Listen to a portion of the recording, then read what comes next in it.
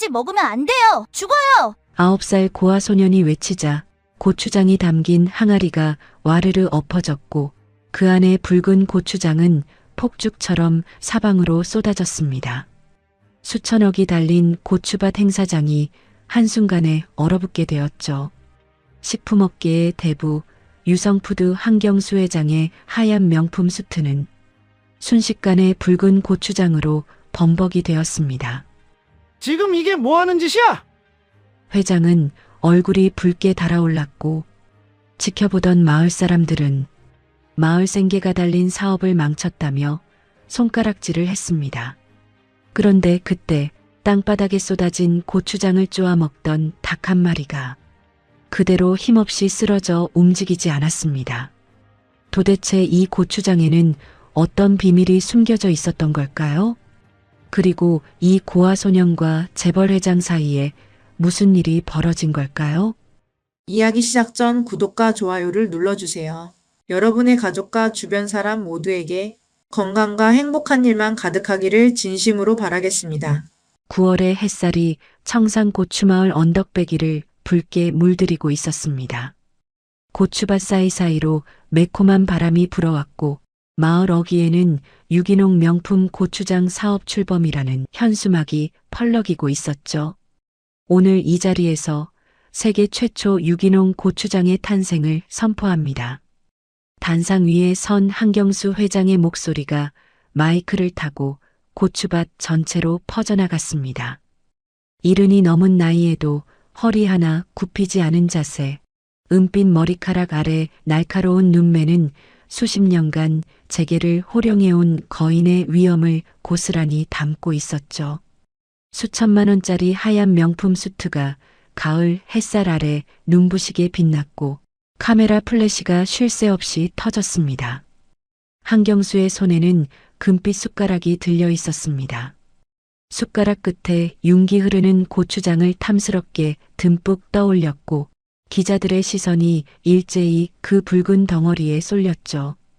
바로 그때였습니다. 고추밭 구석에서 빨갛게 익은 고추를 따던 소년이 갑자기 손을 멈췄습니다. 바람을 타고 날아온 냄새에 코를 막더니 얼굴이 하얗게 질려갔죠. 이 냄새는 뭐지? 9살 도윤이었습니다.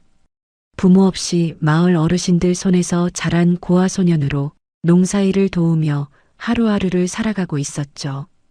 평생을 고추밭에서 살다시피 한 아이였기에 고추장 냄새 정도는 눈 감고도 맡을 수 있었습니다. 그런데 오늘은 달랐습니다. 늘 맡아오던 구수하고 칼칼한 냄새가 아니었어요. 뭔가 톡 쏘면서 코끝이 얼얼해지는 느낌. 마치 예전에 밭에서 죽은 들쥐한테서 맡았던 그 역한 냄새와 비슷했죠. 도윤의 시선이 땅바닥으로 향했습니다. 항아리에서 흘러내린 고추장을 마을 닭 한 마리가 쪼아먹고 있었거든요. 그런데 닭이 이상했습니다. 고추장을 몇 번 쪼아먹더니 갑자기 비틀거렸고 푸드덕 날개를 퍼덕이다가 몇 초 지나지 않아 옆으로 쓰러져 버렸죠. 그때 하얀 옷을 입은 회장이 금빛 숟가락을 입으로 가져가고 있었습니다. 다리가 먼저 움직였습니다. 머리로 생각하기도 전에 몸이 뛰쳐나갔고 도윤은 미친 듯이 달리기 시작했습니다. 할아버지 먹으면 안 돼요. 죽어요. 경호원들이 재빠르게 앞을 막아섰지만 도윤은 그들의 다리 사이로 몸을 낮춰 조심스럽게 빠져들었습니다. 그리고 고추장이 담긴 항아리를 향해 힘껏 손을 뻗었죠. 콰당! 고추장이 담긴 항아리가 넘어졌습니다. 붉은 고추장은 사방으로 튀었고 한경수 회장의 하얀 명품 수트가 순식간에 붉은 고추장 범벅이 되어버렸죠. 행사장이 아수라장이 됐습니다. 지금 뭐 하는 짓이야? 한경수의 고함이 터져나왔습니다. 평생 이런 망신을 당해본 적이 없었거든요. 수천만 원짜리 수트가 엉망이 된 것보다 수백 명의 기자들 앞에서 체면을 구긴 것이 더 치욕스러웠죠. 저 불쌍한 고아 거두어줬더니 마을 사업 다 망치네. 청년회장이 달려와 도윤을 끌어냈습니다. 마을 주민의 먹고 사는 문제가 달린 중요한 계약이었거든요. 이 사업이 틀어지면 청산고추마을은 그대로 끝장이었죠. 저리 가 있어. 너가 나댈 자리가 아니야. 도윤이 질질 끌려나갔습니다. 하지만 입을 다물지 않았어요. 회장 할아버지, 먹으면 죽는다고요. 진짜라고요. 그때 고추밭 끝에서 지켜보던 할머니가 소리쳤습니다. 잠깐, 애가 뭔가 본겨. 괜히 저럴 애가 아녀. 경호원 2명이 도윤의 양팔을 붙잡아 제지했지만 아이는 발버둥을 치며 절규했습니다. 제발요. 먹으면 죽는다고요. 마을 이장이 헐레벌떡 뛰어왔습니다. 60이 넘은 이장은 몸으로 경호원들을 막아서며 도윤을 보호했습니다. 그 순간 실무 총괄인 최태곤 전무가 얼굴을 붉히며 다가왔습니다. 이게 무슨 동네 마을잔치인 줄 아세요? 깔끔하게 다린 양복을 입은 그는 분노가 얼굴로 솟구쳐 올랐죠. 수천억이 달린 사업을 이 꼬맹이가 다 망쳐놨습니다. 중요한 행사 치르면서 어린애 단속 하나 못합니까? 최태곤의 고함에 마을 사람들이 움찔했습니다. 비명과 고함이 난무하는 현장. 한경수 회장은 충격으로 휘청거리며 양복 안주머니에서 손수건을 꺼내 식은 땀을 닦았습니다. 그때였습니다. 밭바닥에서 간신히 일어난 도윤이 비틀거리며 회장에게 다가왔습니다. 그리고 회장의 손에 들린 땀 젖은 손수건을 낚아채더니 코끝에 가져다 댔죠. 모두가 얼어붙었습니다. 도윤의 표정이 굳어갔습니다. 눈동자가 흔들렸고 숨을 억지로 참으려는 듯 입술을 질끈 깨물었죠. 작은 손이 파들파들 떨리기 시작했습니다. 할아버지. 도윤이 당황해하는 회장의 눈을 똑바로 올려다보며 나지막이 말했습니다. 손수건에서 썩은 치즈 냄새가 나요. 할아버지 몸이 안에서부터 썩고 있는 것 같아요. 행사장의 모든 소음이 일시에 멈췄습니다. 새소리도, 바람소리도, 카메라 셔터 소리도. 수백 명의 시선이 9살 소년과 칠순 회장에게 고정됐죠. 한경수의 얼굴이 돌처럼 굳어졌습니다. 요즘 들어 유난히 피로하고 밤마다 식은땀에 젖어 깨는 것이 단순한 노화 탓이라고만 생각했는데 이 아이가 어떻게 그걸 알았을까? 정신 나간 놈. 최태곤 전무가 벌컥 소리쳤습니다. 당장 저 꼬마 업무 방해죄로 신고해. 경찰 불러. 하지만 마을 사람들이 최태곤 앞을 막아섰습니다. 전무님 잠깐만요. 우리가 알아서 단속할 테니까 한 번만 봐주세요. 마을 이장님이 고개를 조아리며 사정했고 연신 허리를 굽혔죠. 마을의 생계가 걸린 문제였으니까요. 한경수는 한동안 말없이 서 있었습니다.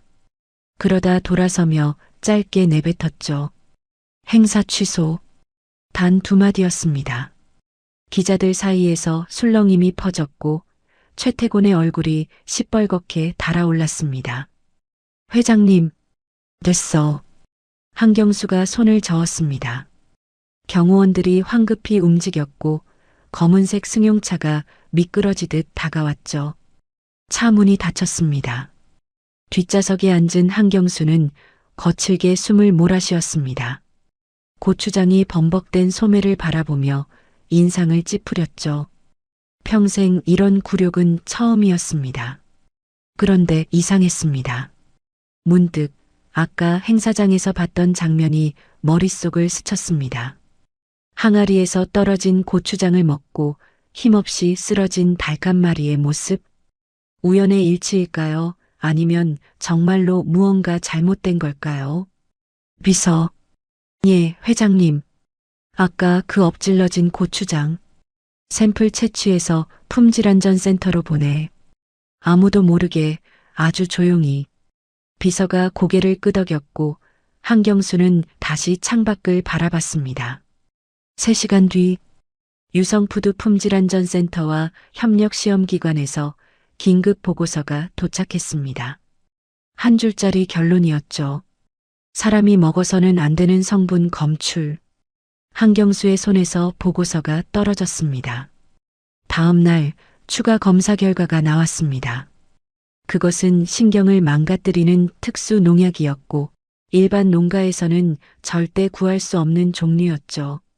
만약 그날 한 숟가락이라도 입에 넣었다면 지금쯤 이 자리에 없었을지도 모릅니다.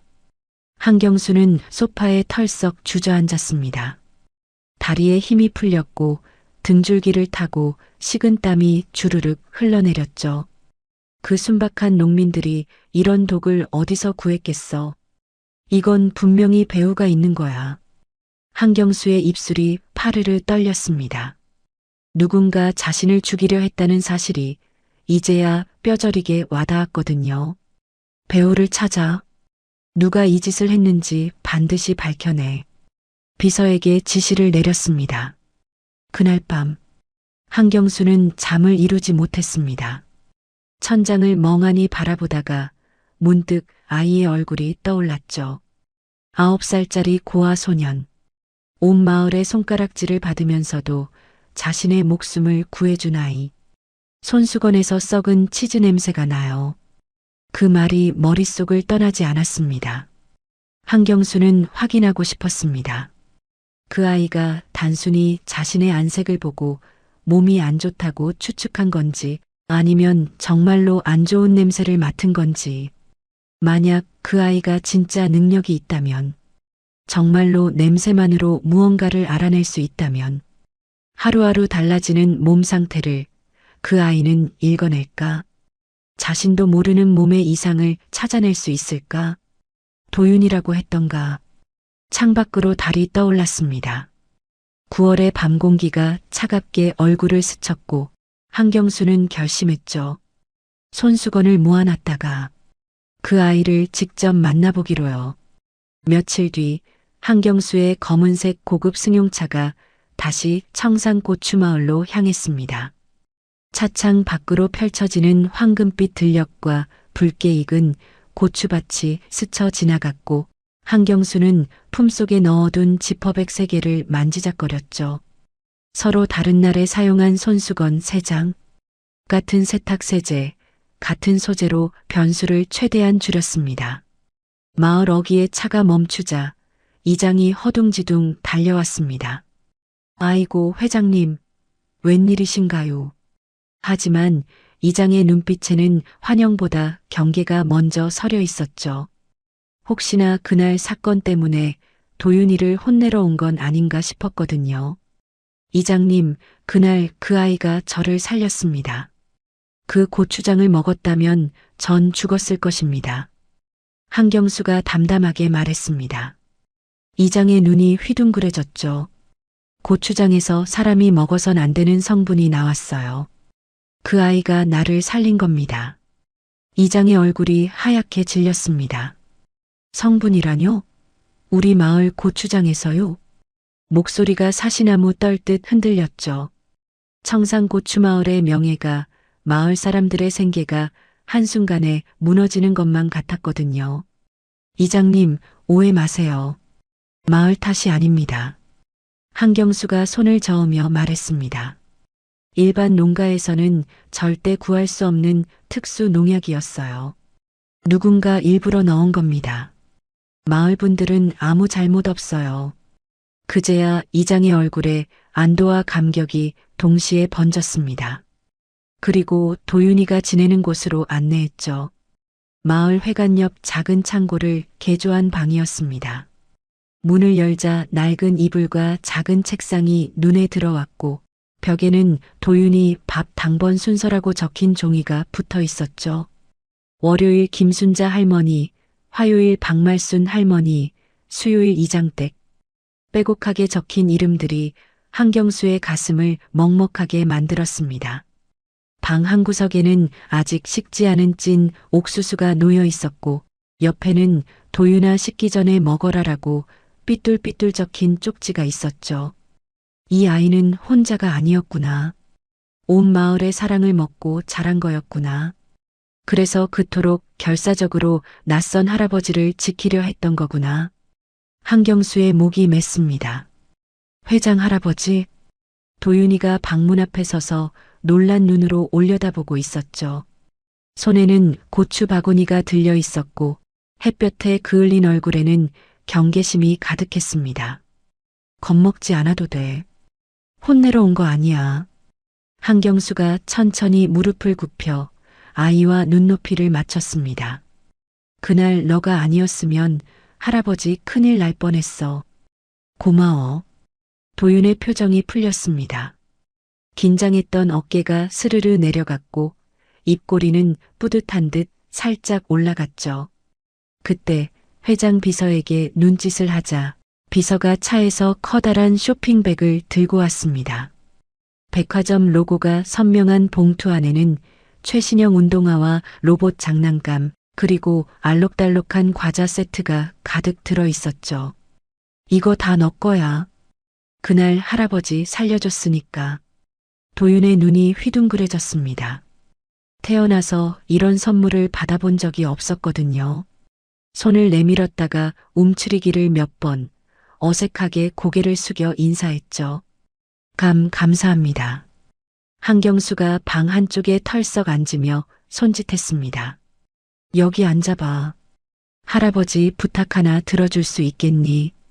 도윤이 조심스럽게 옆에 앉자 한경수가 품에서 지퍼백 3개를 꺼냈습니다. 여기 손수건이 3장 있는데 날짜는 일부러 안 적어뒀어. 너가 말했던 치즈 썩은 냄새가 나는 손수건을 골라볼 수 있겠니? 도윤이 고개를 갸웃거렸습니다. 냄새 맡아보면 되는 거예요? 그래, 내 코만 믿고 맡아봐. 도윤이 첫 번째 지퍼백을 열었습니다. 코를 가까이 대고 천천히 숨을 들이쉬더니 고개를 저었죠. 두 번째도 마찬가지였습니다. 그런데 세 번째 손수건에서 도윤의 표정이 굳어졌습니다. 이거요. 망설임 없는 대답이었죠. 여기서만 안 좋은 냄새가 나요. 나머지 2개는 괜찮은데 이건 뭔가 찝찝해요. 한경수의 심장이 쿵 내려앉았습니다. 그 손수건은 저택 침실에서 자고 일어난 날 사용한 것이었거든요. 나머지 2장은 호텔에서 묵은 날이었죠. 얼굴빛을 보고 추측한 것이 아니었습니다. 날짜도 모르고 장소도 모르는 상태에서 오직 냄새만으로 골라낸 겁니다. 그래도 한 번으로 믿기엔 아직 부족했죠. 아이가 하는 말을 어떻게 다 믿을 수 있을까? 한경수의 머릿속에 의문이 스칠 때였습니다. 아이고, 회장님. 밖에서 할머니 한 분이 헐레벌떡 들어왔습니다. 오늘 밥 당번인 할머니였죠. 이놈이 회장님한테 또 무슨 짓을 한겨? 혼내러 오신겨? 아닙니다. 칭찬하러 왔어요. 한경수가 손을 저었고 할머니는 그제야 안도의 한숨을 내쉬었습니다. 근데 이 아이가 원래 냄새를 잘 맡습니까? 한경수의 물음에 할머니의 눈이 반짝였습니다. 아이고매, 회장님. 이놈이 3년 전에 마을 우물에서 구린내 난다고 못 마시게 했거든요. 할머니가 신이 나서 말을 이었죠. 처음엔 다들 무슨 소리냐고 했는디 세상에 조사해 보니까 저 위쪽 돼지 농장에서 비 오는 날 똥물이 그냥 흘러들었지 뭡니까. 우물 다 오염됐던겨. 한경수의 눈이 커졌습니다. 작년엔 이장네 집에서 가스 냄새 난다고 난리를 쳐서 파보니까 가스관이 다 사가 있었더라고요. 하마터면 큰일 날 뻔했어요. 할머니의 증언에 한경수는 더 이상 의심할 수 없었습니다. 이 아이는 진짜였습니다. 타고난 후각을 가진 거였죠. 이 아이를 서울로 잠시만 데려가도 되겠습니까? 한경수의 말에 할머니와 이장이 동시에 움찔했습니다. 일주일만요. 서울 체험학습 시켜주신다 생각하시고 제가 책임지고 잘 보살피겠습니다. 그동안 애가 저를 살려줬으니 제가 뭐라도 보답하고 싶어서요. 이장이 도윤을 바라봤습니다. 도윤아, 너 서울 갈겨? 도윤의 눈이 초롱초롱 빛났습니다. 서울이요? 진짜요? 갈래요. 그럼 학교는 교회 체험학습 신청하면 결석 처리한대. 그건 내가 다 알아서 해줄 테니까 재밌게 놀다 와. 할머니들이 모여들었습니다. 도윤의 짐을 바리바리 싸주기 시작했죠. 낡은 보따리 안에 산더덕, 쓴바기, 야생 미나리가 차곡차곡 담겼습니다. 서울 가서 잘 먹어야 혀. 이거 기력 떨어질 때 씹어라. 아침 찬바람에 감기 걸리면 안 되니까 내복도 챙겼어. 도윤의 눈시울이 붉어졌습니다.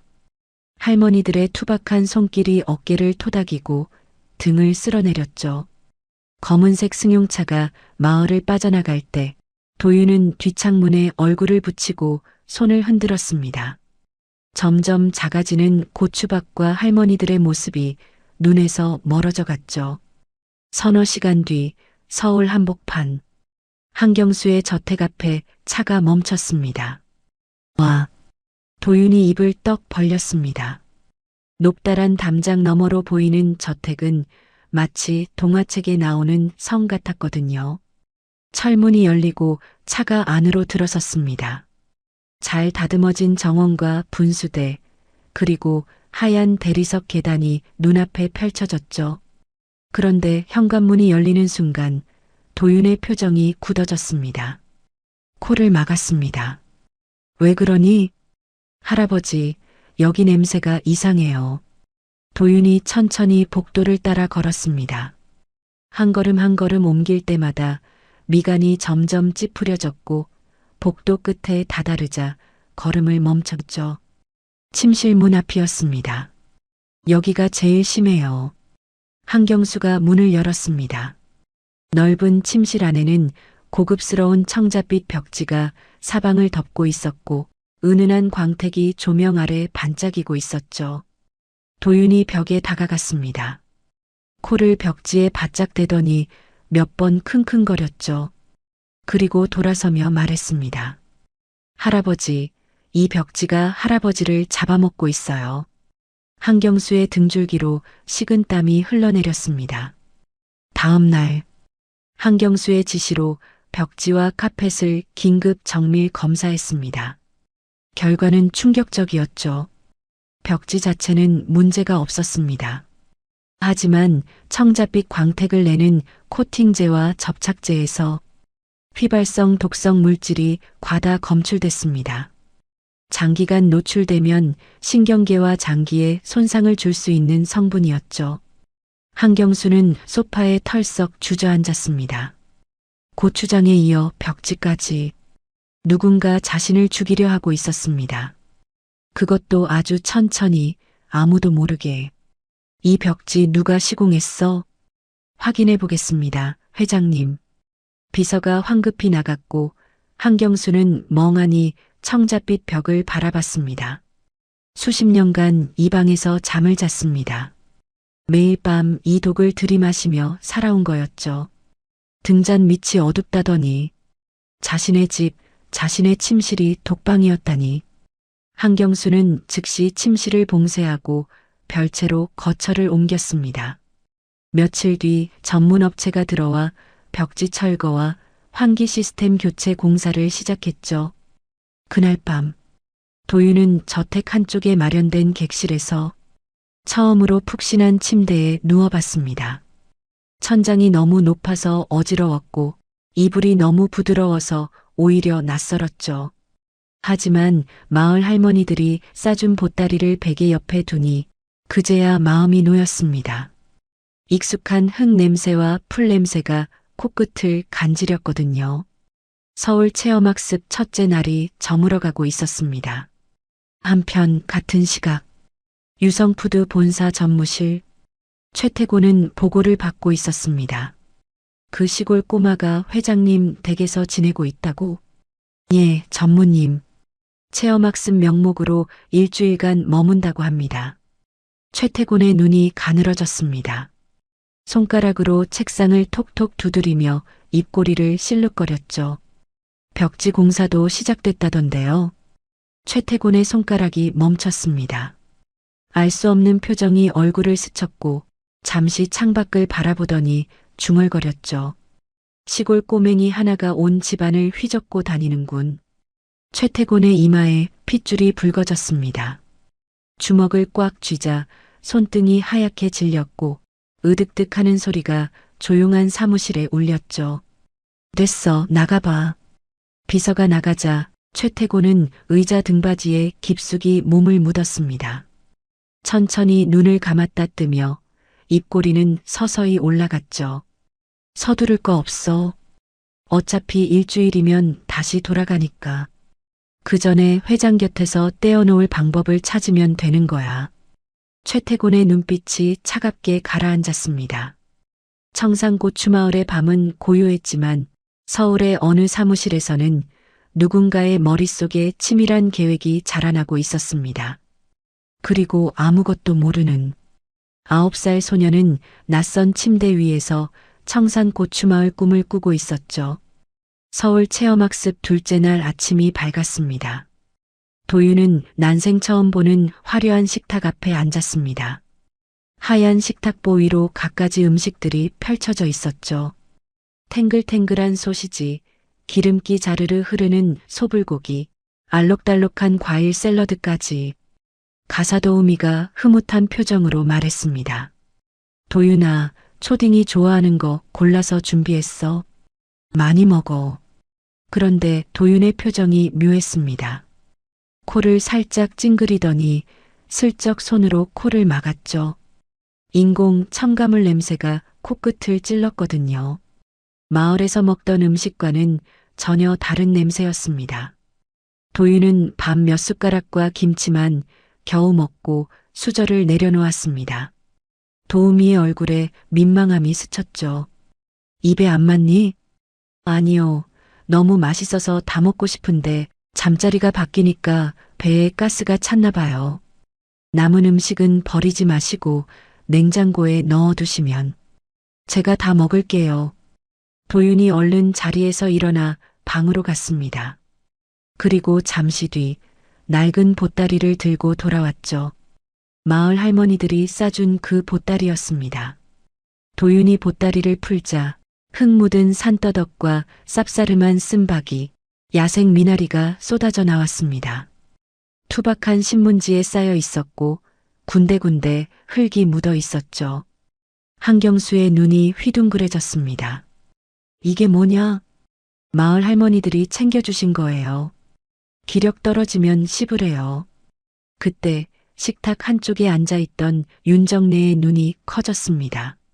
치매를 앓고 있는 한경수의 어머니였죠. 윤정래가 천천히 손을 뻗어 산더덕을 만졌습니다. 그리고 쓴바귀를 집어들더니 미나리까지 하나하나 살폈죠. 이건 산더덕이고 이건 쓴바귀야. 평소 횡설수설하던 목소리가 또렷해졌습니다. 한경수의 심장이 덜컥 내려앉았죠. 그때였습니다. 회장님, 급히 보고드릴 게 있어서 달려왔습니다. 최태곤 전무가 현관문을 열고 들어왔습니다. 하지만 그의 눈은 보고서가 아니라 식탁 위 산나물에 꽂혀 있었죠. 그리고 그 옆에 앉아있는 시골 꼬마에게도요. 최태곤의 눈빛이 서늘하게 가라앉았습니다. 이게 다 뭡니까? 아, 도윤이가 마을에서 가져온 나물들이야. 어디서 이런 출처도 모르는 지저분한 잡풀을 회장님께 가져오는 거야? 최태곤의 목소리가 높아졌습니다. 당장 쓰레기통에 버리세요. 잘못 먹다가 탈이라도 생기면 어떡합니까? 도윤의 어깨가 움츠러들었습니다. 하지만 한경수가 손을 들어 최태곤을 막았죠. 됐어. 어머니가 좋아하시니까. 괜찮아. 한경수가 산더덕 하나를 집어 코에 가져다 댔습니다. 쌉싸름하면서도 흙 냄새가 섞인 향이 코끝을 스쳤고 묘하게 머리가 맑아지는 느낌이 들었죠. 괜찮네. 오히려 상쾌해지는 것 같아. 최태곤의 얼굴이 굳어졌습니다. 주먹을 꽉 쥐더니 억지로 미소를 지었죠. 보고는 회사에서 따로 드리겠습니다. 최태곤이 돌아서며 도윤을 힐끗 노려봤습니다. 도윤은 그 눈빛에 등골이 서늘해지는 걸 느꼈지만 내색하지 않았죠. 문이 닫히고 최태곤이 사라지자 도윤이 산더덕 하나를 손에 들었습니다. 할아버지, 이거 한번 드셔보세요. 도윤이 직접 껍질을 까서 한경수의 입에 넣어줬습니다. 아삭아삭 씹히는 식감과 함께 쌉싸름한 즙이 입안에 퍼졌죠. 한경수의 표정이 부드러워졌습니다. 언제 이런 맛을 느껴봤을까? 까마득한 옛날 기억이 스치는 것 같았죠. 그때 윤정래가 산더덕 냄새를 깊이 들이마셨습니다. 그러더니 얼굴에 생기가 돌기 시작했죠. 흐릿하던 눈빛이 맑아지고 입꼬리가 부드럽게 올라갔습니다. 자연의 향이구나. 윤정래가 온화한 미소를 지었습니다. 치매 판정을 받은 뒤로 처음 보는 미소였죠. 한경수의 눈시울이 붉어졌습니다. 가슴 깊은 곳에서 뭉클한 감정이 치밀어 올랐거든요. 어머니가 웃고 계셔. 저렇게 편안한 얼굴은 정말 오랜만이야. 한경수는 9살 소년을 바라봤습니다. 이 아이가 대체 뭘까? 냄새로 독을 찾아내고 이제는 어머니까지 웃게 만들다니. 며칠이 흘렀습니다. 침실 벽지 공사가 진행되는 동안 한경수는 별채에서 지냈습니다.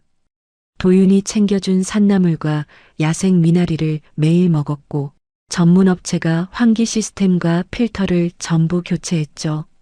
미나리를 물에 띄워 실내 냄새를 잡는 건 도윤의 아이디어였습니다.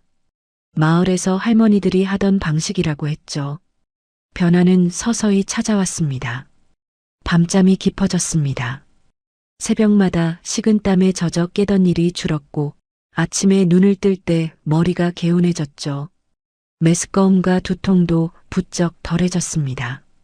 무엇보다 손떨림이 눈에 띄게 줄었죠. 이 모든 게 그 아이 덕분이야. 한경수의 입가에 미소가 번졌습니다. 그 무렵 유성푸드 본사에서는 묘한 소문이 돌기 시작했거든요. 회장님이 시골에서 온 꼬마 말은 다 믿으신다네. 벽지가 자기를 잡아먹는다나 뭐라나 어린애 말 듣고 집안을 다 엎어버렸대. 진짜 정신 나가신 거 아니야. 복도에서 회의실에서 화장실에서 속닥속닥 귓속말이 오갔고 그 소문의 출처는 하나였습니다. 최태곤 전무실. 최태곤은 이사들을 하나씩 만나고 있었습니다. 고급 식당의 룸살롱에서 골프장 라운딩에서 때로는 본사 지하 주차장에서 회장님 건강이 예전 같지 않으신 것 같아요. 제가 집까지 찾아가서 보니까 최태곤이 근심 어린 표정을 지으며 말했습니다. 시골 꼬마가 하는 말을 전부 믿으시고 판단력이 흐려지신 게 분명합니다. 이사들의 얼굴에 불안이 스쳤죠. 임시 주주총회를 열어서 경영 상태를 점검해야 할 것 같습니다. 회장님을 위해서라도요. 그날 저녁 최태곤은 와인잔을 들어 입술에 대며 창밖을 내다봤습니다. 서울의 야경이 보석처럼 반짝였지만 그의 눈에는 오직 유성푸드 회장 자리만 보였죠. 서울에 온 지 사흘째 되는 날이었습니다. 아침부터 주방에서 구수한 냄새가 퍼져나왔습니다. 도윤이 청산마을에서 가져온 3년 묵은 시된장으로 가사도우미가 찌개를 끓이고 있었거든요. 보글보글 끓어오르는 된장찌개에서 피어나는 김이 저택 구석구석으로 스며들었습니다. 그 냄새가 윤정래의 방까지 닿았을 때였죠. 문이 스르륵 열렸습니다. 평소 침대에서 거의 일어나지 않던 윤정래가 천천히 걸어 나왔습니다. 발걸음이 느렸지만 방향은 정확했죠. 주방을 향해, 그 냄새를 향해. 윤정래가 식탁 앞에 앉았습니다. 그리고 스스로 숟가락을 집어들었죠. 한경수의 눈이 휘둥그레졌습니다. 가사도우미도 입을 떡 벌린 채 그 광경을 바라봤고요. 치매 판정 후 혼자서 밥을 먹은 적이 없었거든요. 누군가 떠먹여줘야만 겨우 몇 숟가락 넘기던 분이었습니다. 윤정래가 된장찌개에 국물을 한 숟가락 떴습니다. 입술에 닿자마자 눈이 감겼고 천천히 삼켰죠. 그 순간 윤정래의 눈에서 눈물이 흘러내렸습니다. 희수야. 떨리는 목소리가 식탁 위로 퍼졌습니다. 윤정래가 도윤의 손을 덥석 잡았죠. 마른 손가락에 힘이 들어갔고 놓지 않으려는 듯 꽉 쥐었습니다. 희수야, 어디 갔다 왔니? 한경수의 얼굴이 굳어졌습니다. 희수는 몇 년 전에 세상을 떠난 아들 이름이었거든요. 어머니, 희수가 아니에요. 한경수가 황급히 다가가 만류하려 했습니다. 하지만 도윤은 당황하지 않았죠. 오히려 윤정래의 거친 손을 두 손으로 감싸며 천천히 주무르기 시작했습니다. 마을에서 할머니들에게 늘 해드리던 방식 그대로였죠. 할머니, 손이 차가우시네요. 제가 따뜻하게 해드릴게요. 도윤이 윤정래의 어깨를 토닥이고 등을 쓸어내렸습니다. 굽은 등뼈를 따라 손바닥이 오르내릴 때마다 윤정래의 표정이 조금씩 풀려갔죠. 한경수는 그 모습을 멍하니 바라봤습니다. 평생을 받아본 적 없는 고사리 손의 손길. 9살 아이의 투박하지만 따뜻한 보살핌. 윤정래의 얼굴에 핏기가 돌기 시작했습니다. 점심 후 도윤은 윤정래와 정원을 거닐었습니다. 가을 햇살이 따스하게 내리쬐는 오후였죠.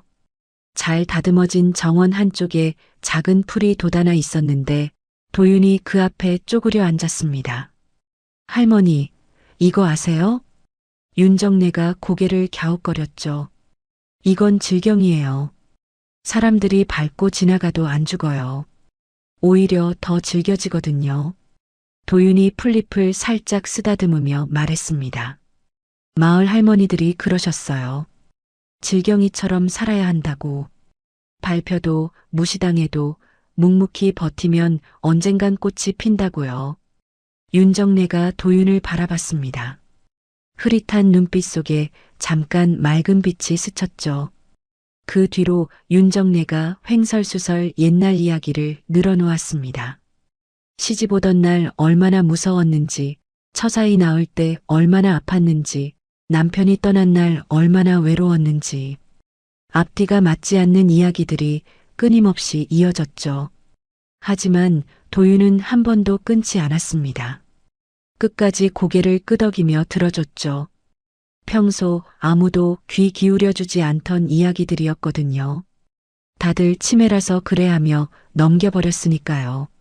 산책을 마치고 돌아와 손을 닦았습니다. 그때 가사도우미가 갓 세탁한 수건을 들고 다가왔습니다. 윤정래의 손에 물기를 닦아주려는 거였죠. 할머니, 제가 닦아드릴게요. 그런데 수건이 가까워지자 윤정래의 표정이 굳어졌습니다. 고개를 확 돌리더니 손을 휘둘러 수건을 밀어냈죠. 도우미의 얼굴에 당혹감이 스쳤습니다. 이런 반응은 늘 있는 일이었거든요. 치매 증상이려니 하고 넘겼던 거죠. 하지만 도윤은 달랐습니다. 윤정래가 수건을 밀어낸 순간 코끝을 스친 냄새를 느꼈거든요. 섬유유연제 향이 너무 강했습니다. 도윤은 순간적으로 판단했습니다. 아고야 어떡해. 도윤이 손에 들고 있던 물컵을 일부러 바닥에 엎질렀습니다. 찰랑 소리와 함께 물이 바닥에 퍼졌죠. 컵이 손에서 미끄러져서요. 죄송해요. 도윤이 황급히 도우미에게 다가가 수건을 낚아챘습니다. 그리고 바닥을 닦기 시작했죠. 도윤아, 내가 할게. 도우미가 당황하며 다가왔지만 도윤은 이미 수건으로 바닥을 다 닦아버린 뒤였습니다. 그 틈에 도윤은 주방으로 달려가 무양 냅킨을 뽑아왔죠. 할머니, 이걸로 닦으세요. 도윤이 냅킨으로 윤정래의 손을 살며시 감쌌습니다. 아무 향도 없는 종이의 담백한 감촉. 윤정래의 얼굴이 환하게 펴졌습니다. 도우미는 그 모습을 멍하니 바라봤습니다. 그제야 깨달았죠. 할머니가 수건을 밀어냈던 게 치매 증상이 아니라 강한 섬유유연제 냄새 때문이었다는 걸. 그리고 도윤이 일부러 물을 엎질러서 자신이 민망하지 않게 해줬다는 것도요. 9살 아이가 어른보다 낫구나. 도우미의 눈시울이 붉어졌습니다. 멀리서 한경수가 찻잔을 든 채 그 광경을 지켜보고 있었습니다. 도윤의 영민한 대처를 조용히 눈에 담으며 입꼬리가 살짝 올라갔죠. 그날 저녁, 도윤은 마을 할머니들이 해주시던 방식을 떠올렸습니다. 냄비에 물을 끓여면 손수건을 삶았고 다음날 아침 햇볕에 쨍쨍 말려서 가지런히 접어뒀죠. 윤정래에게 그 손수건을 건네자 할머니의 얼굴이 환해졌습니다. 햇볕 냄새가 배어 있었거든요. 인공적인 향이 아닌 자연 그대로의 냄새. 이 냄새, 좋아. 윤정래가 손수건을 코에 대고 깊이 들이마셨습니다. 그리고 오랜만에 편안한 미소를 지었죠. 도우미는 그 모습을 보며 자신도 모르게 눈물이 났습니다. 미안함과 부러움이 뒤섞인 감정이 올라왔거든요. 그날 오후였습니다. 윤정래가 갑자기 말을 꺼냈죠. 평소처럼 횡설수설하는 줄 알았는데 이번엔 뭔가 달랐습니다. 그 사람, 전화하더라. 윤정래의 눈빛이 잠깐 맑아졌습니다. 노인네랑 회장만 처리하면 유성푸드는 내 것이라고. 한경수의 표정이 굳어졌습니다. 하지만 곧 고개를 저었죠. 어머니, 무슨 말씀이세요? 그냥 꿈꾸신 거예요. 한경수는 치매 어머니의 헛소리라고 생각하며 웃어넘겼습니다. 하지만 도윤은 달랐습니다. 마을 어르신들에게 늘 들었던 말이 떠올랐거든요. 어른들 말씀엔 그냥 하시는 말이 없다. 도윤은 윤정래의 손을 잡고 조용히 물었습니다. 할머니, 그 사람이 누구예요? 윤정래가 도윤을 바라봤습니다. 입술이 달싹거렸지만 이내 눈빛이 다시 흐려졌죠. 짧은 명료함의 순간이 지나간 겁니다. 한경수가 도윤을 바라봤습니다. 9살 아이가 치매 어머니의 말을 진지하게 받아들이는 모습이 낯설면서도 대단하게 느껴졌죠. 도윤아, 서울까지 체험학습 왔으니까 특별한 거 해줘야지. 내일 놀이공원 갈까? 도윤이 고개를 저었습니다. 저 사람 많은데 싫어요. 무서운 거 못하고요. 그럼 뭐 하고 싶은데? 도윤이 환하게 웃었습니다. 그냥 이 좋은 집에서 할머니랑 얘기하고 맛있는 거 먹는 게 체험학습이에요. 한경수의 가슴이 뭉클해졌습니다. 놀이공원보다 할머니와의 시간을 택하는 아이라니. 이 아이는 대체 어떻게 이렇게 바르게 자란 걸까? 저택의 밤이 깊어갔습니다. 서울에 온 지 닷새째 되는 아침이었습니다.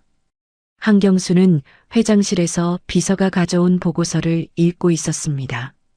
페이지를 넘길 때마다 얼굴이 굳어졌고 마지막 장에서 손이 멈췄죠.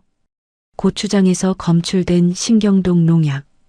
그 농약은 해외에서 밀반입한 미승인된 신경동 농약이었고 결제에 사용된 법인카드는 최태곤의 유령회사 명의였습니다. 흔적이 남지 않게 배합하라. 담당자에게 지시한 음성 녹취록까지 첨부되어 있었죠. 한경수의 손이 사시나무처럼 떨렸습니다. 보고서는 거기서 끝나지 않았습니다.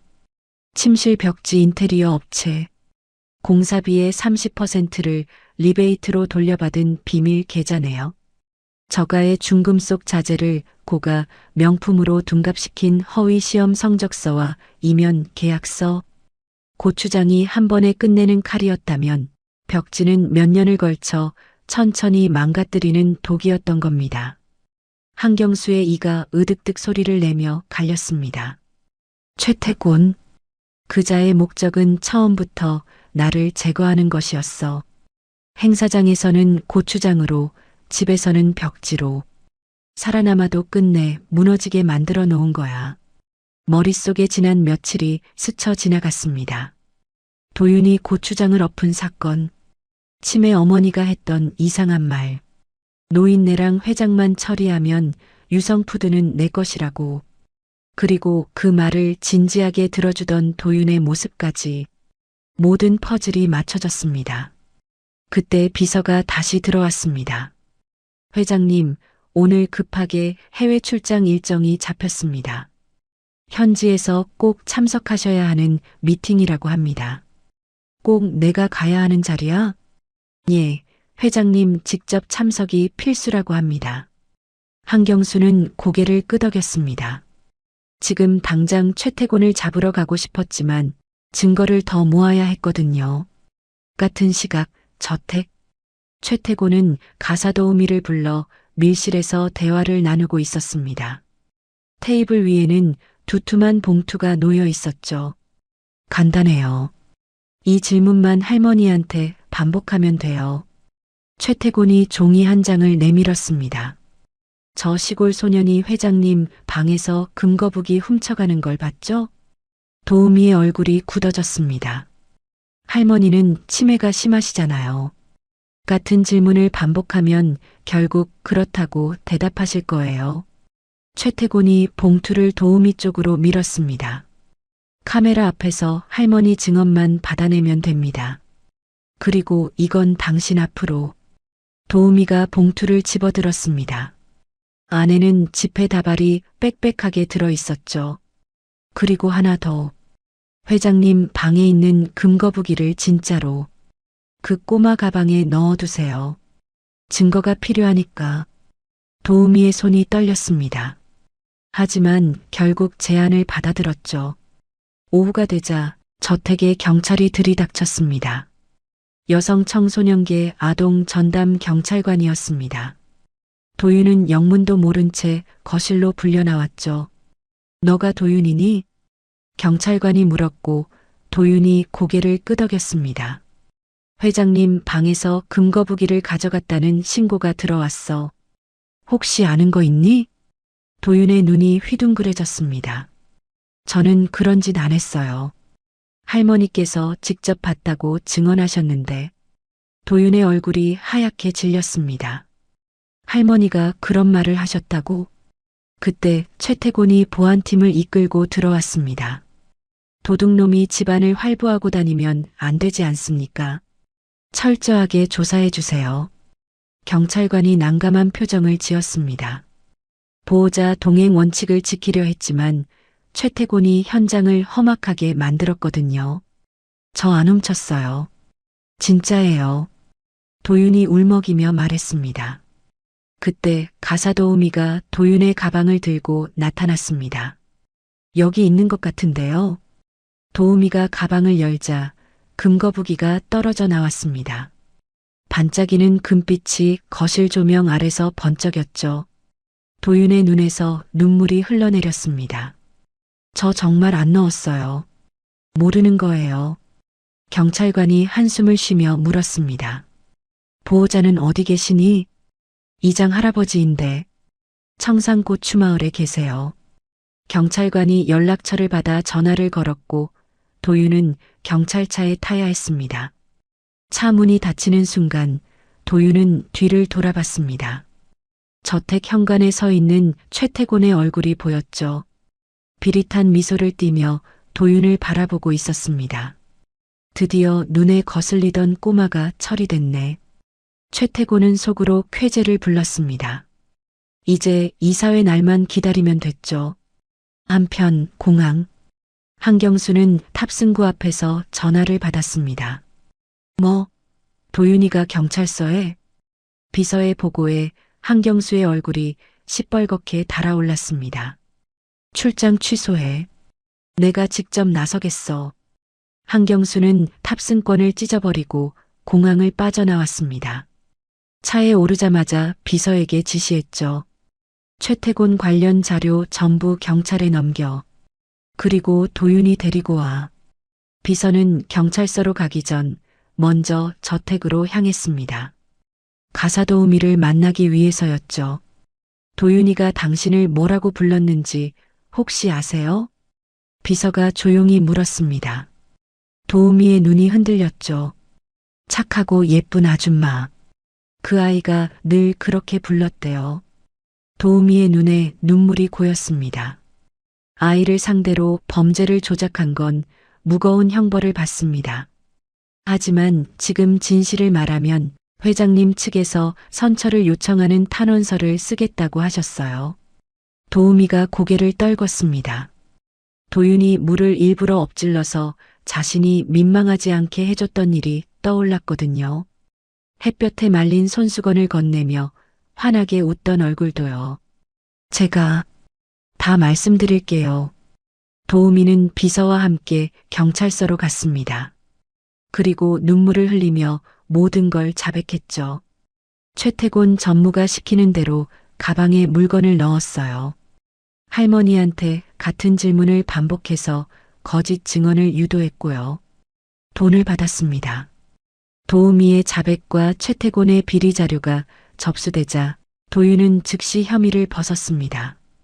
비서가 도윤을 데리고 나가려 하자 경찰관이 말했습니다. 보호자가 오실 때까지 기다려야 합니다. 회장님이 직접 선임한 변호사단이 오고 있습니다. 아이를 이 차가운 곳에 더 두시겠습니까? 경찰관이 난감한 표정으로 이장에게 전화를 걸려는 순간이었습니다. 도윤아, 멀리서 헐떡이는 목소리가 들려왔습니다. 이장이 경찰서 입구로 뛰어들어오고 있었죠. 경찰서에서 연락을 받고 첫 차를 타고 올라온 거였습니다. 이장이 도윤을 덥석 끌어안았습니다. 이놈아, 이 무서운 데서 얼마나 떵겨. 당장 집에 가자. 도윤의 눈에서 눈물이 쏟아졌습니다. 이장의 품에서 익숙한 흙냄새와 고추밭 냄새가 났거든요. 비서가 허리를 깊이 숙였습니다. 회장님께서 정말 죄송하다고 전해달라고 하셨습니다. 이장이 도윤의 짐을 챙기며 말했습니다. 됐어요. 도윤이는 제가 이제 데려가겠습니다. 그때 도윤이 이장의 소매를 붙잡았습니다. 이장 할아버지, 울먹이는 목소리였죠. 회장 할아버지가 나쁜 아저씨한테 당하고 있어요. 아무도 안 믿어주는 제 코를 회장 할아버지는 다 믿어주셨단 말이에요. 저도 끝까지 회장 할아버지 도와드리고 싶어요. 이장의 눈이 흔들렸습니다. 9살 아이가 하는 말이라고는 믿기 어려웠거든요. 그놈이 고추장에 독 넣은 것도 벽지에 나쁜 거 바른 것도 다 밝혀졌대요. 근데 아직 끝난 게 아니래요. 도윤은 경찰서에서 비서와 경찰관이 나누던 이야기를 다 들은 것입니다. 이장이 한참을 망설이다 입을 열었습니다. 알았어. 그럼 나는 서울 큰아들네 집에서 며칠 머물고 있을 테니까 마지막 날 같이 내려가는겨. 알겠지? 도윤의 얼굴이 환해졌습니다. 고맙습니다. 이장 할아버지. 경찰서를 나서며 도윤은 뒤를 돌아봤습니다. 서울의 회색빛 하늘이 머리 위로 펼쳐져 있었죠. 서울에 온 지 7일 되는 날이었습니다. 유성푸드 본사 대회의실 임시 주주총회가 열리고 있었죠. 최태곤이 연단 위에 서서 마이크를 잡았습니다. 검은 정장에 빨간 넥타이, 자신감 넘치는 표정. 그는 이 순간만을 기다려왔거든요. 존경하는 주주 여러분, 오늘 저는 유성푸드의 미래를 위해 결단을 내려야 할 때가 왔음을 알려드립니다. 스크린에 한경수 회장의 사진이 떴습니다. 한경수 회장은 과학적 데이터 대신 시골 소년의 후각에 의존해 기업의 핵심 행사를 망쳤습니다. 회의장에 술렁거림이 퍼졌죠. 벽지가 자기를 잡아먹는다며 멀쩡한 침실을 뜯어내고 시골에서 온 아이 말만 듣고 수억 원짜리 공사를 강행했습니다. 최태곤이 목소리를 높였습니다. 이것이 정상적인 판단입니까? 저는 중증 치매로 인한 판단력 상실을 해임 사유 첫 번째로 상정합니다. 주주들 사이에서 동요가 일었습니다. 고개를 끄덕이는 사람도 보였죠. 게다가 회장은 근본도 모르는 아이를 저택에 들여 귀중품을 도난당하는 사태까지 벌어졌습니다. 기업의 도덕적 이미지가 회복 불가능할 정도로 실추됐습니다. 최태곤의 입꼬리가 살짝 올라갔습니다. 따라서 저는 한경수 회장의 즉각적인 해임과 함께 제가 새로운 대표이사로 취임할 것을 제안드립니다. 회의장 공기가 얼어붙었습니다. 해이만 찬성 쪽으로 분위기가 기울어가고 있었죠. 그때였습니다. 쾅! 회의장 문이 벌컥 열렸습니다. 한경수가 도윤의 손을 잡고 들어섰죠. 그 뒤로 비서가 노트북을 들고 따라왔습니다. 최태곤의 얼굴이 굳어졌습니다. 회장님? 해외 출장 중이신 줄 알았는데. 한경수가 묵묵히 연단을 향해 걸어갔습니다. 주주들의 시선이 일제히 그에게 쏠렸죠. 최태곤의 눈이 도윤에게 닿았습니다. 얼굴이 하얗게 질려갔죠. 너 내가 어떻게 여기에? 경찰서에서 잡혀간 아이가. 네가 왜 거기서 나와? 석방됐다는 보고를 받은 적이 없는데? 한경수가 마이크를 잡았습니다. 주주 여러분, 최태곤 전무가 방금 제 판단력을 문제 삼았죠. 그럼 진짜 누구의 판단력이 문제인지 보여드리겠습니다. 비서가 노트북을 프로젝터에 연결했습니다. 스크린에 서류 사진이 떴죠. 고추장을 정밀 검사한 결과 신경독 농약 성분이 검출됐습니다. 그리고 이건 최태곤 전무의 유령회사 법인카드로 그 농약을 결제한 영수증입니다. 해외에서 밀반입한 승인되지 않은 신경독 농약을 구매한 내역입니다. 회의장이 술렁거렸습니다. 그리고 이건 담당자에게 지시한 음성 녹취록입니다. 스피커에서 최태곤의 목소리가 흘러나왔습니다. 흔적이 남지 않게 배합해. 알아들어? 주주들의 얼굴에 경악이 번졌죠. 다음은 침실 벽지 인테리어 업체 관련 자료입니다. 스크린이 바뀌었습니다. 비밀 계좌 내역, 뒷거래 자료, 허위 시험 성적서. 공사비의 30%를 뒷돈으로 돌려받았고 저가의 중금속 자재를 고가 명품으로 둔갑시켰습니다. 목적은 단 하나, 저를 천천히 죽이는 것이었습니다. 회의장 공기가 싸늘하게 가라앉았습니다. 고추장이 한 번에 끝내는 칼이었다면 벽지는 몇 년에 걸쳐 저를 망가뜨리는 독이었습니다. 한경수가 최태곤을 똑바로 바라봤습니다. 그리고 마지막으로 이 아이를 도둑으로 몰았던 사건의 진실입니다. 스크린에 가사도우미의 얼굴이 떴습니다. 눈물을 흘리며 증언하는 영상이었죠. 최태곤 전무님이 시키는 대로 했어요. 금거북이를 아이 가방에 넣으라고 하셨고 치매 할머니한테 같은 질문을 반복해서 거짓 증언을 유도하라고 하셨어요. 돈도 받았습니다. 회의장이 경악과 분노로 뒤덮였습니다. 주주들이 최태곤을 노려봤고 곳곳에서 욕설이 터져나왔죠. 최태곤의 얼굴이 창백해졌습니다. 이건 조작입니다. 저 도우미를 돈으로 매수해서 거짓 증언을 시킨 겁니다. 하지만 아무도 귀 기울이지 않았죠. 최태곤이 경호원들에게 소리쳤습니다. 저 사람들 당장 막아. 잡아. 그 순간 회의장 뒷문이 열렸습니다. 경찰들이 우르르 들어왔죠. 최태곤 씨 살인 미수, 횡령, 증거 조작 혐의로 체포합니다. 경찰이 최태곤의 손목에 수갑을 채웠습니다. 비서가 이미 도윤이를 데리러 갈 때 모든 자료를 경찰에 넘긴 뒤였고 영장까지 발부받아 현장 체포를 준비하고 있었던 거죠. 이럴 수가. 이럴 리가 없어. 최태곤이 발버둥 쳤습니다. 경찰에게 끌려가면서도 눈에 핏발을 세우며 악을 썼죠. 그 순간 최태곤의 발이 도윤의 낡은 가방을 걷어찼습니다. 탁! 가방이 바닥에 나뒹굴었고 안에서 뭔가가 튀어나왔습니다. 낡은 가죽 동전 지갑. 도윤이 황급히 달려가 지갑을 집으려 했지만 이미 바닥에 열린 채 떨어져 있었죠. 도윤의 보물 1호. 부모님의 유품. 오늘 이장 할아버지와 시골로 돌아가려고 짐을 챙겨왔기에 가방을 들고 온 거였습니다. 한경수의 시선이 그 지갑에 닿았습니다. 심장이 멈추는 것 같았죠. 낡고 해진 가죽. 그런데 지갑 안쪽에 선명하게 남아있는 상표. 동우상회. 한경수의 다리가 휘청거렸습니다. 이 지갑은 수십 년 전 어린 아들 희수에게 사줬던 시장표 동전 지갑. 시장 골목 구석에 있던 작은 가게, 동우상회. 그때 그 상표가 그대로 남아 있었습니다. 한경수가 비틀거리며 다가갔습니다.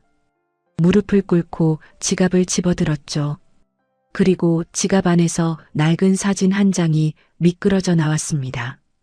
한경수의 손이 그 사진을 향해 뻗었습니다. 손끝이 떨렸고 숨이 턱 막혀왔죠.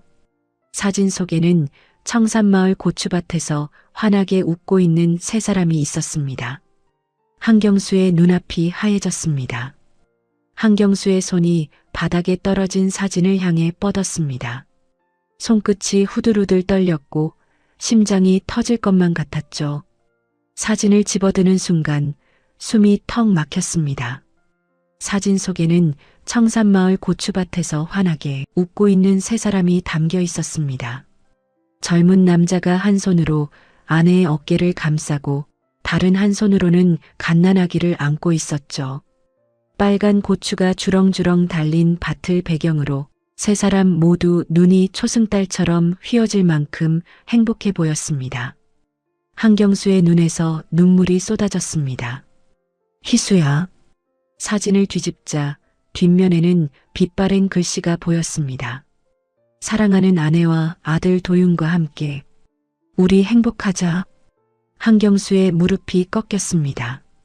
바닥에 주저앉으며 가슴을 쥐어뜯었죠. 목소리가 갈라졌습니다. 네가 내 손주였단 말이냐? 도윤이 멍한 눈으로 한경수를 바라봤습니다. 무슨 말인지 이해가 되지 않았거든요. 한경수가 도윤에게 다가가 두 팔로 꽉 끌어안았습니다. 도윤아, 내가 네 할애비다. 미안하다. 미안해. 한 번에 못 알아봐서 미안하다. 한경수의 어깨가 들썩거렸습니다. 70평생 울어본 적 없던 사람이 어린아이처럼 통곡했죠. 그때였습니다. 회의장 문이 살짝 열렸습니다. 청산마을 이장이 고개를 들이밀었죠.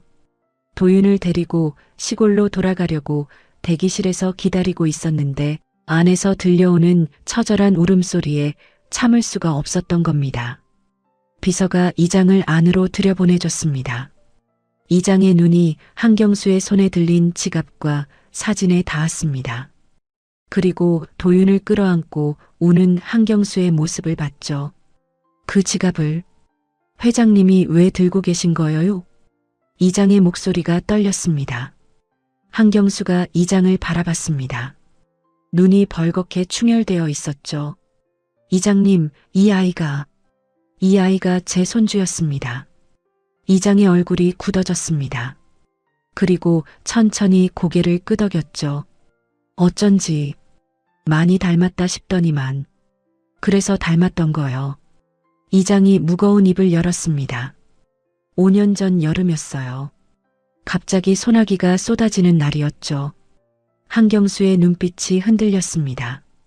도윤이 부모가 경운기 타고 마을길을 지나가는데 막걸리 한 잔 걸친 김씨가 트럭 운전하다 경운기를 들이받았어요. 이장의 목소리가 잠겼습니다. 엄마가 끝까지 아이를 품에 안고 있었어요. 그래서 도윤이만 살아남은 거예요. 응급실에 실려갔는데 결국 엄마 아빠는 이장이 말을 잇지 못했습니다. 한경수의 얼굴이 일그러졌죠. 사고 현장에서 그 지갑을 발견했어요. 차마 버릴 수가 없어서 도윤이한테 줬습니다. 부모 없는 아이라고 손가락질 받을까봐 마을 사람들이 한마음으로 친손주처럼 키웠어요. 이장이 한숨을 내쉬었습니다. 근디 회장님, 그때 참 이상한 일이 있었어요. 한경수의 눈이 번뜩였죠. 병원 쪽이 유독 서둘렀어요. 유가족이 따로 온다. 우리가 처리한다며 시골 사람들은 빠지라고 밀어내더라고요. 이장의 목소리가 낮아졌습니다. 느낌이 싸했죠. 그리고 얼마 뒤 들었습니다. 그 병원에 최태곤이란 사람이 드나들었다고요. 한경수의 심장이 얼어붙었습니다. 최태곤. 그 이름이 머릿속에서 천둥처럼 울렸죠. 5년 전 아들 희수가 사고를 당했을 때 가장 먼저 소식을 가져온 사람이 최태곤이었습니다. 회장님, 아드님이 회사 자금을 챙겨서 외국으로 도주했습니다. 회장님에 대한 원망이 컸던 것 같습니다. 그때 최태곤의 목소리가 귓가에 맴돌았죠. 그리고 몇 달 뒤, 회장님, 아드님이 외국에서 사고로 돌아가셨습니다. 시신이 형체를 알아볼 수 없을 정도로. 한경수는 아들이 자신을 버렸다는 배신감에 얼굴도 확인하지 못한 채 장례를 치렀습니다. 지난 5년은 자식에게 버림받은 고통의 시간이었죠. 그런데 그게 전부 거짓말이었습니다. 최태곤은 살아남은 손주가 있다는 사실이 알려질까봐 모두 거짓으로 꾸민 거였죠. 원래 시신은 무연고 시신으로 처리해버리고 가짜 장례를 치르게 한 것입니다. 한경수의 몸이 바르르 떨렸습니다. 니놈이 감히. 한경수의 목소리가 갈라졌습니다. 니놈이 내 아들을 이름도 없는 시신으로 만들었단 말이냐. 한경수가 최태곤이 끌려간 방향을 향해 고함을 질렀습니다. 하지만 이미 최태곤은 경찰차에 실려 떠난 뒤였죠. 한경수는 다시 바닥에 주저앉았습니다. 아들에 대한 미안함이 파도처럼 밀려왔거든요. 희수야, 내가 나를 원망한 게 아니었구나. 내가 도망친 게 아니었어. 한경수가 지갑을 가슴에 꽉 끌어안았습니다. 그때 도윤이 한경수의 손을 잡았습니다. 할아버지. 작은 목소리였죠. 동네 할머니들이 그랬어요. 그 사고에서 제가 살아남은 건 기적이라고요. 도윤의 눈에도 눈물이 고여 있었습니다. 이제야 알겠어요. 아빠가 자기가 못다한 효도 저보고 대신 하라고. 하늘이 저를 살려주신 것 같아요. 한경수가 도윤을 바라봤습니다. 아빠는 할아버지 미워한 적 없어요. 아빠 마음이 이 지갑 냄새에 다 들어있잖아요. 한경수가 도윤을 부둥켜 안았습니다. 70평생 억누르고 살았던 눈물이 한꺼번에 쏟아졌죠. 주주총회장에 모인 사람들은 아무 말도 하지 못했습니다. 어떤 이는 고개를 돌렸고 어떤 이는 눈시울을 붉혔죠. 한참을 울고 난 뒤 한경수가 일어섰습니다. 도윤아, 병원 가자. 도윤이 고개를 갸웃거렸죠. 공식적으로 내가 내 손주라는 걸 증명해야 해. 가족이 된 걸 세상에 알려야지. 한경수가 도윤의 손을 꼭 잡았습니다. 이틀 뒤 새벽, 한경수는 병원에서 전화를 받았습니다. 검사 결과가 나왔습니다. 친자 일치 확률 99.9%입니다. 한경수의 손에서 전화기가 미끄러질 뻔했죠. 결과지를 받아든 한경수는 한참을 말없이 서 있었습니다. 종이 위의 숫자가 눈앞에서 어른거렸거든요. 희수가 남기고 간 내 손주. 한경수의 눈에서 다시 눈물이 흘러내렸습니다. 자신의 오만함 때문에 아들을 잃었고 손주를 못 알아봤다는 죄책감이 가슴을 짓눌렀죠. 내가 못다한 아비 노릇, 내가 대신할게. 한경수는 창밖을 바라봤습니다. 며칠 뒤 한경수는 도윤의 손을 잡고 청산 고추마을로 내려갔습니다. 마을 어귀에 들어서자 익숙한 고추밭 냄새가 코끝을 간지렸죠. 도윤의 얼굴에 환한 미소가 번졌습니다. 마을회관 앞에 어르신들이 모여 있었습니다. 이장이 맨 앞에 서서 한경수를 맞이했죠. 회장님, 먼 길 오시느라 고생하셨어요. 한경수가 깊이 허리를 숙였습니다. 이장님, 마을 어르신들께 감사 인사를 드리러 왔습니다. 제 손주를 5년이나 키워주셨으니까요. 어르신들의 눈이 휘둥그레졌습니다. 도윤이 유성푸드 회장의 친손주라는 사실을 처음 들었거든요. 한경수가 차 트렁크에서 상자들을 꺼냈습니다. 홍삼, 한우 세트, 과일 상자가 쏟아져 나왔죠. 변변찮은 것이지만 마음을 담았습니다. 이장이 손사래를 쳤습니다. 아이고, 이런 거 안 가져오셔도 되는데. 도윤이는 우리 마을 손주나 마찬가지여요. 할머니 한 분이 도윤에게 다가왔습니다. 눈시울이 붉어져 있었죠. 도윤아, 이제 서울 가면 자주 못 보는겨? 도윤이 할머니의 손을 꼭 잡았습니다. 아니에요, 할머니. 한 달에 한 번씩 꼭 올게요. 정말인겨? 네. 고추 심을 때도 오고 고추 딸 때도 올 거예요. 바쁘면 학교에서 체험학습 신청서 쓰고 와서 도와드릴게요. 도윤이 한경수를 올려다봤습니다. 할아버지, 약속해 주세요. 저 여기 자주 오게 해주신다고요. 한경수가 고개를 끄덕였습니다. 약속한다. 내가 원할 때마다 데려다 줄게. 어르신들의 얼굴에 안도와 섭섭함이 뒤섞였습니다. 도윤이 친할아버지를 찾은 건 기쁘지만 이제 매일 볼 수 없다는 게 아쉬웠거든요. 서울로 돌아온 한경수는 저택 대공사를 시작했습니다. 저택 전체를 뜯어 고쳤죠. 시골에서 자란 도윤이 편하게 적응할 수 있도록 나무와 흙 냄새가 나는 자재로 바꿨습니다. 거실 한쪽 벽에는 커다란 액자들이 걸렸습니다. 아들 희수와 며느리, 그리고 어린 도윤이 함께 찍은 사진들, 고추밭에서 웃고 있는 가족 사진, 돌잔치 사진, 명절 사진. 한경수가 몰랐던 아들 가족의 행복한 순간들이었죠. 한경수는 그 사진들을 바라보며 중얼거렸습니다. 희수야, 이제야 내 아들을 찾았어. 미안하다. 늦어서 미안해. 한편 법원에서는 최태곤의 재판이 진행되고 있었습니다. 검찰은 살인 미수, 횡령, 문서 조작, 증거 인멸 등 수십 가지 혐의를 적용했죠. 재판장이 판결문을 읽어 내려갔습니다. 피고인 최태곤에게 징역 20년을 선고하며 범죄로 얻은 모든 재산을 몰수합니다. 최태곤이 자리에서 벌떡 일어났습니다. 이건 부당합니다. 저는 억울합니다. 하지만 아무도 귀 기울이지 않았죠. 경위들이 최태곤을 끌고 나갔고 방청석에서는 피해자들의 박수가 터져 나왔습니다. 최태곤과 함께 움직였던 자들도 줄줄이 법의 심판을 받았습니다. 뒷돈을 받고 거짓 진단서를 써줬던 의사는 면허가 박탈됐고 실형까지 선고받았죠. 최태곤 편에 섰던 이사들도 배신의 대가를 치렀습니다. 전원해고는 물론 회사에 입힌 피해를 물어내라는 소송에 휘말렸죠. 독이 든 벽지를 납품했던 업체 사장은 해외로 도망쳤지만 몇 달 뒤 붙잡혀 끌려왔습니다. 공항에서 수갑을 차고 나오는 그의 얼굴은 초췌하기 그지없었죠. 그리고 최태곤. 교도소에 들어간 뒤로 그의 상태는 점점 이상해졌습니다. 내가 주인이야. 유성푸드는 내 거라고. 밤마다 소리를 지르고 벽에 머리를 박았죠.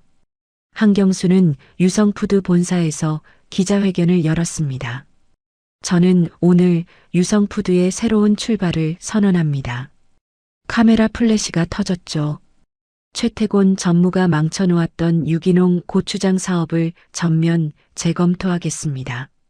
앞으로 유성푸드는 진정한 사람 살리는 식품을 만들겠습니다. 기자들이 손을 들었습니다. 청산고추마을과의 협력은 어떻게 되는 겁니까? 한경수가 고개를 끄덕였습니다. 청산고추마을 주민들에게 정당한 보상과 지원을 약속드립니다. 대기업과 시골 마을이 함께 살아가는 진짜 협력을 만들겠습니다. 한경수의 목소리가 낮아졌습니다. 저는 과거에 오만했습니다. 그 오만함 때문에 아들을 잃었고 손주를 못 알아봤습니다. 이제는 달라지겠습니다. 기자회견이 끝난 뒤 한경수는 회사 구조를 바꾸기 시작했습니다. 자신이 가진 주식 절반을 사회에 환원하는 재단을 만들었죠. 회장님, 정말 괜찮으시겠습니까? 비서가 조심스럽게 물었습니다. 돈은 충분해. 이제 남은 건 손주랑 행복하게 사는 것뿐이야. 한경수의 얼굴에 평화로운 미소가 번졌습니다. 몇 년 동안 처음 보는 표정이었죠. 저택으로 돌아온 한경수는 도윤과 함께 정원을 걸었습니다. 가을 햇살이 따스하게 내리쬐는 오후였죠. 새로 심은 나무들 사이로 바람이 불었고 어디선가 새소리가 들려왔습니다. 도윤아, 네 할아버지. 앞으로 잘해보자. 할아버지가 내 곁에서 지켜줄게. 도윤이 한경수의 손을 꼭 잡았습니다. 저도요 할아버지. 아빠가 못다한 효도 제가 대신 할게요. 한경수의 눈에 눈물이 고였습니다. 하지만 이번엔 슬픈 눈물이 아니었죠.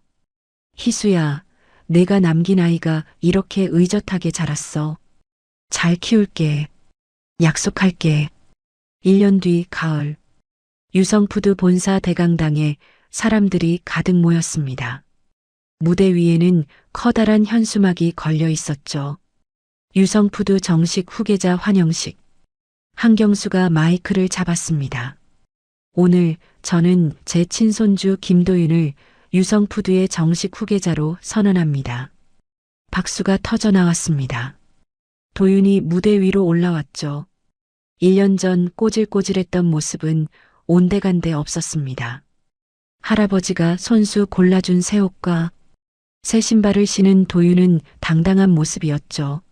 하지만 눈빛만은 여전했습니다.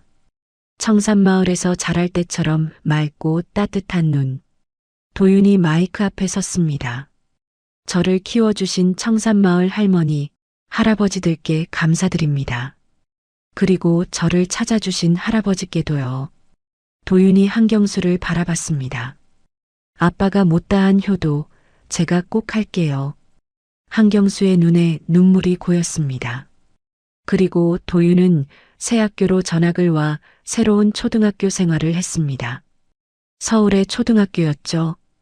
아이들이 도윤을 둘러쌌습니다. 너 진짜 유성푸드 회장 손주야? 도윤이 고개를 끄덕였죠. 우와, 대박전다. 개부럽다. 하지만 도윤은 달라지지 않았습니다. 청산마을 어르신들에게 배운 배려심 그대로였거든요. 급식 시간에 혼자 앉은 친구에게 다가가 말을 걸었고 무거운 짐을 든 친구를 도와줬죠. 점점 도윤은 반에서 가장 인기 있는 아이가 됐습니다. 저택에서는 윤정네 할머니의 상태가 눈에 띄게 좋아졌습니다. 도윤이 매일 할머니 곁을 지켰거든요. 산더덕 향이 나는 음식을 만들어드리고 햇볕에 말린 손수건으로 얼굴을 닦아드렸죠. 치매 증상이 완전히 사라진 건 아니었지만 불안하고 거칠었던 모습은 많이 줄었습니다.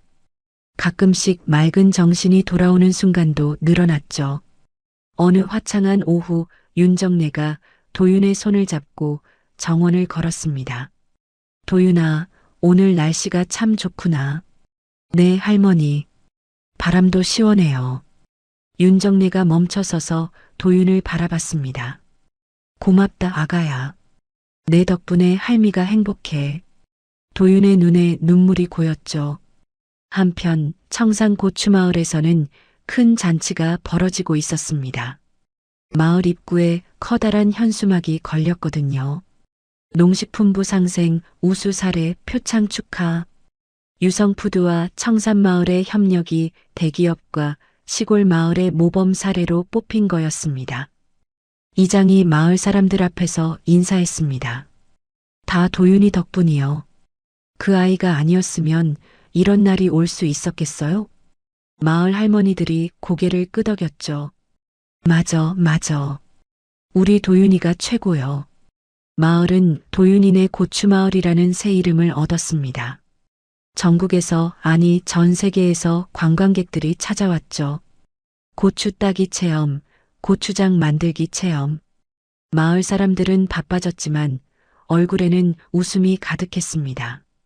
한경수는 도윤의 재능을 더 키워주기로 마음먹었습니다. 저택 한쪽에 전통 식감각 연구소를 세웠죠.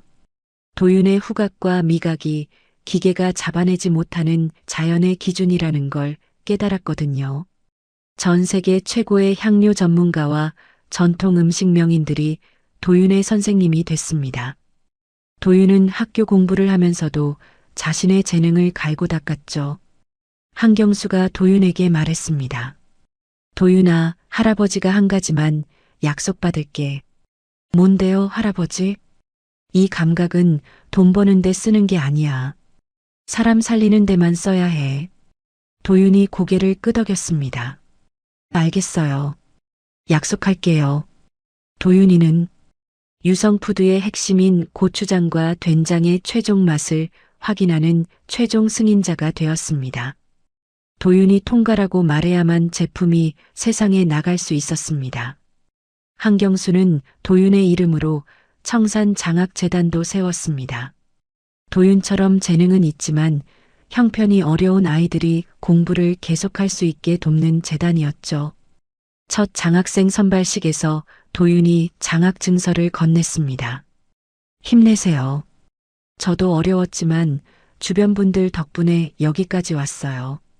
장학생의 눈에 눈물이 맺혔습니다. 한경수는 아들 희수와 며느리의 묘소를 찾아 나섰습니다. 최태곤이 무연고자로 처리해버린 탓에 이름도 없이 묻혀 있었거든요. 비서가 수소문 끝에 겨우 찾아냈고 한경수는 그 자리에서 주저앉아 통곡했죠. 그리고 청산마을 양지 바른 곳에 새 묘소를 만들었습니다. 비석에는 사랑하는 아들 희수와 며느리라는 글귀를 새겼죠. 그 뒤로 한 달에 한 번 한경수와 도윤은 함께 묘소를 찾았습니다. 희수야, 도윤이가 잘 크고 있어. 미안하다. 아버지가 늦었어. 도윤이 한경수의 손을 잡았습니다. 할아버지, 아빠는 분명 기뻐하고 계실 거예요.